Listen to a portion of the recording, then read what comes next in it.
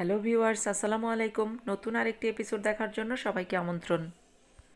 আমি আজকে আপনাদের জন্য কয়েকটি পিঠার ডিজাইন নিয়ে এসেছি, আর এই পিঠাগুলো খুবই সহজ এবং খুবই সুন্দর, খেতেও খুবই মজা। তো সেই জন্য আমি আজকে 4টি পিঠার ডিজাইন আপনাদেরকে দেখাবো, যাতে আপনারা খুব সহজভাবে পিঠার ডিজাইনগুলো তুলে নিতে পারেন। শুকনো চালের গুঁড়া দিয়ে এই পিঠার কাই তৈরি করা থেকে শুরু করে একেবারে ভেজে শিরায় দেওয়া পর্যন্ত সব কিছুই আমি আজকে আপনাদেরকে দেখাবো। তাহলে চলুন দেখে নেই সম্পূর্ণ ভিডিও। চুলায় আমি একটি ননস্টিকি হাঁড়ি বসিয়েছি। আপনারা ইচ্ছে করলে যে কোনো ধরনের হাঁড়ি বসাতে পারেন। আর এখন চুলার আগুন থাকবে মিডিয়াম আঁচে।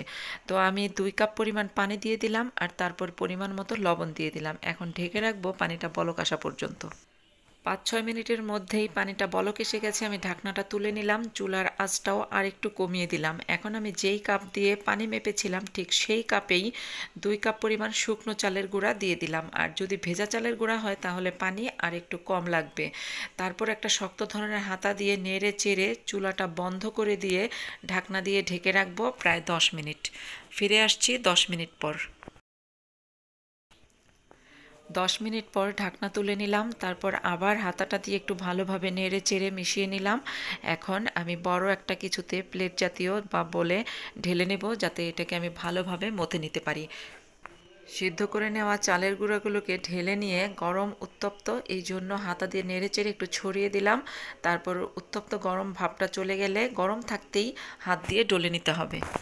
একটা কথা খুব ভালোভাবে মনে রাখতে হবে যে এগুলোকে কিন্তু একেবারে ঠান্ডা করে ফেলা যাবে না, একটু গরম থাকতে ডলতে হবে। ঠান্ডা করলে কিন্তু কাইটা একদম শক্ত হয়ে যাবে। তো এই জন্য হাতে সয় এমনভাবেই, এমন গরম অবস্থায় ডলতে হবে। কাইয়ের ডলা যখন মাঝামাঝি পর্যায়ে, ঠিক তখন 1 টেবিল চামচ সয়াবিন তেল নিয়ে এর মধ্যে দিয়ে একটু ভালোভাবে মথে নিতে হবে। মথাটা এত সুন্দরভাবে, এত মসৃণভাবে করতে হবে যাতে পিঠাটা সুন্দর হয়। মথা সুন্দর না হলে কিন্তু পিঠা সুন্দর হবে না। তো সেই জন্য একটু তেল হাতে নিয়ে খুব সুন্দরভাবে ময়ান দিতে হবে, মানে মথে নিতে হবে। কাইটা ময়ান দিতে দিতে যখন এইরকম পর্যায়ে চলে আসবে তখন এটার ময়ান দেওয়া শেষ। এখন এটাকে একটা সুতি কাপড় ভিজিয়ে পানিটা নিংড়ে এটাকে ঢেকে, চতুর্দিক থেকে ঢেকে রেখে দেব প্রায় 10 মিনিট। কাইটা 10 মিনিটের জন্য রেস্টে রেখে দিলাম, আর এই ফাঁকে আমি পিঠার শিরাটা তৈরি করে নেই। তো আমি একটা হাঁড়িতে এখানে কিছু কুচি করে নেওয়া খেজুরের গুড় দিয়ে দিলাম, আর তার মধ্যে আমি এখন সামান্য পরিমাণে পানি দিয়ে দিলাম। আর তারপর এগুলোকে চুলা জ্বালিয়ে দেব মিডিয়াম আঁচে। গুড়গুলো গলে গিয়ে একটা শিরায় পরিণত হবে। কুচি করে নেওয়া গুড়গুলো গলে গিয়েছে। তো এখন একটা বলক আসলেই হবে। বলক আসলে হালকা একটু, যখন শিরাটা হাতে আঠা মনে হবে, অনেক বেশি আঠালো লাগবে না, হালকা একটু আঠা হলেই বুঝবেন যে হয়ে গেছে। তো আমার শিরাটা এখন সম্পূর্ণ হয়ে গেছে। শিরার পাতিলটা আমি এখন তুলে রাখলাম। শিরাটা হয়ে গেল। তারপর এখন আমি পিঠা তৈরি করার আগে তেলটা চুলার উপরে বসিয়ে নেব। তো এই জন্য আমি একটা কড়াইয়ে পর্যাপ্ত পরিমাণে তেল দিয়ে দিলাম, আর এটা হচ্ছে সয়াবিন তেল। তো এখন আমি এই তেলটা গরম হতে থাকবে, আর তারপর ওইদিকে আমি পিঠাটা তৈরি করতে থাকবো। চালের গুঁড়া সিদ্ধ করে আমি যেই ডোটা বানিয়ে রেখেছিলাম সেটা একটা ভেজা কাপড় দিয়ে ঢেকে রেখেছিলাম যাতে নরম থাকে। তো এখন আমি এটা তুলে নিলাম, আর এটা আবার একটুখানি মথে নেব যাতে খুব সুন্দরভাবে এটা মসৃণ হয়ে যায়। তো আমি আজকে আপনাদেরকে প্রায় 4টা ডিজাইন দেখাবো। এই জন্য প্রথমে আমি এখানে নিম পাতা ডিজাইনটা দেখাবো। তো সেই জন্য আমি সামান্য একটুখানি ডো হাতে নিয়ে এভাবে গোল করে তারপর একটু লম্বা করব।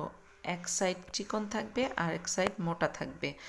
আর একটা টুথপিক নিব, আর এই টুথপিকটাকে একটু তেল দিয়ে ভালো করে মিশিয়ে নেব তেলের সাথে। আর তারপর এভাবে টুথপিকটা দিয়ে এভাবে খুঁচিয়ে খুঁচিয়ে ডিজাইনটা করতে হবে। আর কিভাবে খুঁচিয়ে খুঁচিয়ে করতে হবে সেটাই আপনারা একটু দেখে নিন। আমি খুব ধীরে ধীরে দেখাচ্ছি যাতে আপনারা বুঝতে পারেন। ডিজাইনটা তোলার পর হাত দিয়ে একটু নিম পাতার মতন আকৃতি দিয়ে নিতে হবে, একটুখানি বাঁকা করে, আবার নিচে একটুখানি চোখা করে দিতে হবে।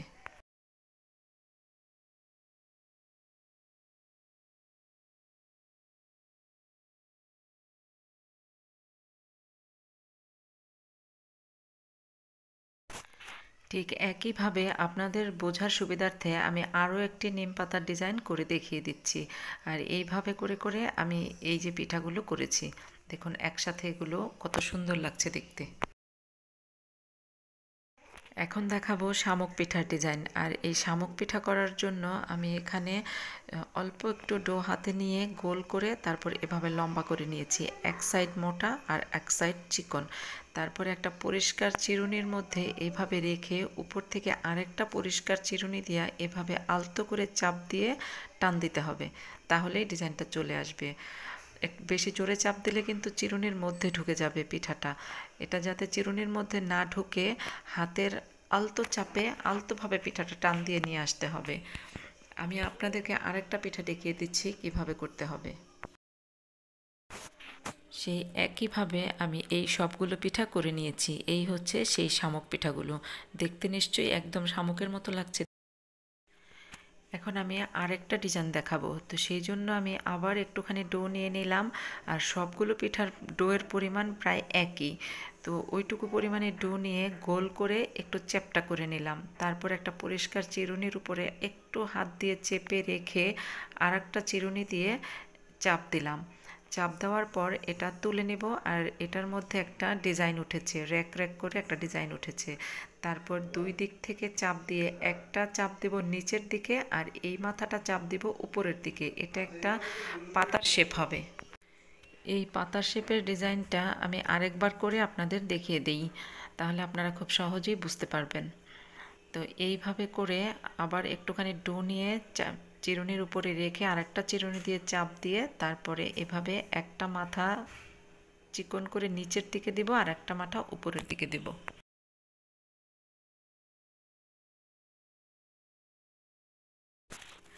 এখন আমি আপনাদেরকে আরেকটা ডিজাইন দেখাবো। আর এই জন্য ঠিক সেই পরিমাণেই হাতে একটু ডো নিলাম, তারপরে গোল করে এইভাবে একটু লম্বা করে নিলাম। আর তারপরে একটা চিরুনির উপরে রেখে হাত দিয়ে আলতো করে চাপ দিয়ে এভাবে চ্যাপ্টা করে নেব। তারপর আরেকটা চিরুনি দিয়ে উপর থেকে এভাবে চাপ দেব। আর চাপ দেওয়ার পরে এর মধ্যে একটা র্যাকেট ডিজাইন আসবে। আর এরপরে হাত দিয়ে এভাবে রোলের মতো করে নেব। রোল করার পরে এই হয়ে গেল আরেকটা ডিজাইন। এই রোলের মতো পেঁচানো ডিজাইনটা আমি আপনাদেরকে আরেকবার দেখিয়ে দিচ্ছি। এই একইভাবে করে আমি কতগুলো এই রোলের মতন পেঁচানো ডিজাইন করে নিয়েছি।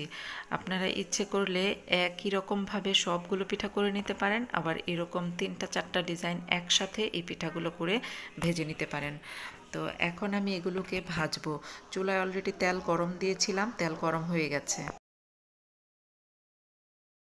তেল পর্যাপ্ত পরিমাণে গরম হয়ে যাওয়ার পর চুলার আঁচটা থাকবে মিডিয়াম আঁচে। একেবারে বেশি আঁচে থাকলে কিন্তু পিঠাটা একদম লাল হয়ে যাবে, কিন্তু ভিতরে কাঁচা থাকবে, মচমচে হবে না, একটু নরম নরম থাকবে। আর সেই জন্য যাতে সম্পূর্ণটাই মচমচে হয় সেই জন্য আগুনটা মিডিয়াম আঁচে থাকতে হবে। তো এখন আমি যেই কয়টা পিঠা দেওয়া সম্ভব, একসাথে অনেকগুলো দেওয়া যাবে না, নাহলে আবার নাড়াচাড়া করতে গেলে ভেঙে যেতে পারে। পিঠাগুলো দেওয়ার পরে একটু পরে নাড়াচাড়া করতে হবে। সাথে সাথে পিঠা নাড়াচাড়া করলে কিন্তু ভেঙে যাবে, তখন কিন্তু ভালো লাগবে না দেখতে। যে কটা দেওয়া সেগুলো আমি দিয়ে ফেলেছি, এর মধ্যে আর দেব না। এগুলো ভেজে তুলে নিয়ে তারপরে আবার দেব।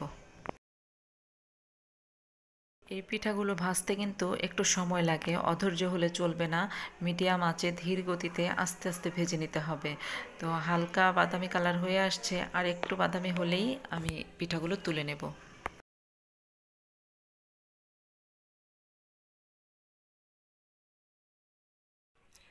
পিঠাগুলো যখন গাঢ় বাদামি কালার হয়েছে তখন পিঠাগুলো তুলে নিলাম।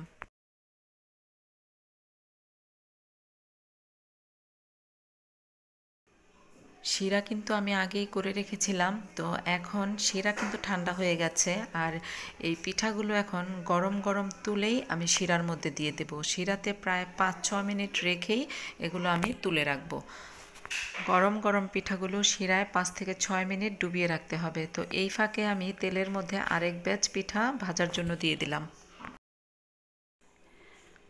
চুলার উপরে এই পিঠাগুলো ভাজা হতে হতে আমার যে শিরার মধ্যে দিয়েছিলাম পিঠাগুলো, সেইগুলো আমার তোলার টাইম হয়ে গেছে। তো এর মধ্যে আমি সেই পিঠাগুলো তুলে একটা সার্ভিং প্লেটে নিয়ে নেব। তো পিঠাগুলো আমার সম্পূর্ণ রেডি হয়ে গেছে, আমি একটা প্লেটে নিয়েছি। দেখুন যে কত সুন্দর লাগছে কালারটা, আর খুবই মচমচে। কিন্তু আপনারা বানায়ে খেলে বুঝতে পারবেন যে এটা কতটা মচমচে। এটা এভাবে শিরাই দিয়েও আপনারা 3-4 দিন 4-5 দিন রাখতে পারবেন। আর যদি শিরা দেওয়া ছাড়া রাখেন তাহলে তো 2 মাসও রাখা যাবে। তো আমার যেই আরও বাকি পিঠাগুলো আছে সেগুলো কিন্তু ভেজে আমি এয়ারটাইট বক্সে করে রেখে দেব। তো যেই পিঠাগুলো আমি তেলের মধ্যে দিয়েছিলাম সেগুলো আমার প্রায় ভাজা হয়ে গেছে।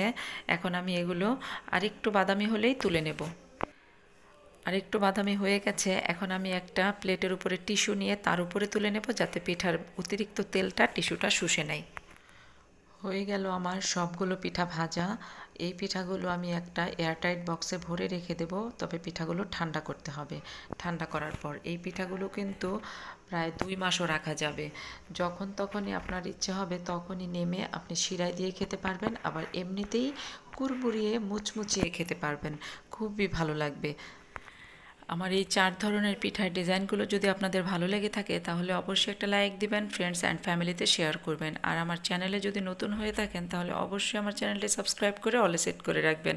তাহলে আমি ভিডিও দেওয়ার সাথে সাথে আপনি সবার আগে নোটিফিকেশন পেয়ে যাবেন। আজকের মতো এখানেই শেষ করছি, আবার দেখা হবে অন্য কোনো ভিডিওতে। ততদিন আপনারা ভালো থাকবেন, সুস্থ থাকবেন, সবাই স্বাস্থ্যবিধি মেনে চলবেন, নিজে ভালো থাকবেন, পরিবারকে ভালো রাখবেন আর আমার চ্যানেলের পাশেই থাকবেন। আল্লাহ হাফেজ।